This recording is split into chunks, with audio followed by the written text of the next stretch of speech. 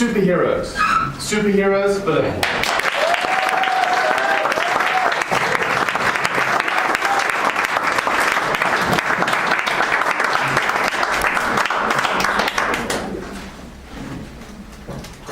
Mr. Contest Chair, fellow Toastmasters and guests, I'm happy to see you are comfortably seated. For what I'm about to share might shock some of you. It is time for me to come out and share whom I truly am. I am a superhero! I have not always worn my superhero cape, although it's been with me since birth. Within each and every one of us, there hides a superhero. And it is our purpose in life to make that superhero live and make its presence felt within this world. I discovered my superhero by visiting the art gallery of the accomplishments of my life. Entering this art gallery, the first canvas, it shows my entry into this world. I came into this world a Guinness Book World Record holder. I scuba dived for 9 months continuously. Afterwards, I was blue, I was cold, I was shivering, kicking and screaming, but I survived because I'm a fighter. The second canvas shows my entry into the vicious world of politics at a very tender age, where I fought for the expansion of borders and freedom for my people. I have to be brutally honest. My mom did win most of those early political battles. But as I grew older, wiser and stronger, I got those freedoms. And the expansion of borders until I left my parental home. But my superhero was still very much under wraps, not having much of an impact upon this world. And it made sense why, when I woke up in a hotel room I was not very familiar with. I sat on the side of the bed, trying to wipe the sleep from my face.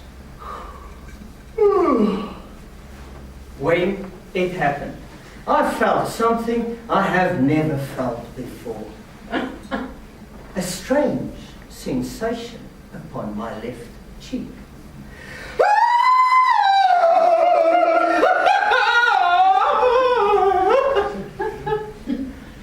A wedding ring!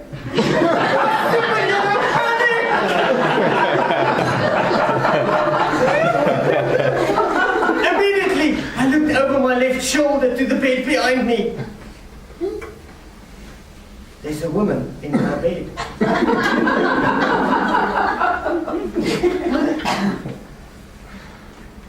There's a beautiful woman in my bed. Coffee would serve me very well in this situation. I made myself some coffee. I prepared some tea for her. Walking back to the bed, I put a tea down beside her and woke her up ever so gently. And as she opened her eyes, I looked at her and I said, "Honey, do you remember anything?" And as she shook her head from side to side, she said, "No." That was the first day of married life for my wife and I. The day leading up to that morning was like no other. I woke up, I had breakfast, got dressed, met the photographer, took some pictures, did some poses. Thinking back, I did some poses I am not very proud of today. Back in the car to the venue, meet everybody. Kiss the grandmothers, kiss the babies, kiss my uncle, and then, hang on, I kissed my uncle. Went down the aisle for my bride. She arrived, she walks towards me. Smile, love, holding hands, vows, rings, celebration, confetti, and into the venue. Speeches, toasts, food. More speeches. All toasts, more food, dancing, cutting cake, more food, and into a car, back to a hotel room, and we woke up and we forgot the day we were meant to remember for the rest of our lives. It's easy to see why. The moment was so big, we got lost in it. It's easy to get lost in modern life. We get lost in careers, we get lost in friends and family. I even get lost in my children's school activities. It's when we get lost in these moments of life that our inner superhero does not make any impact upon this world. The purpose for which you and I were created is lesson.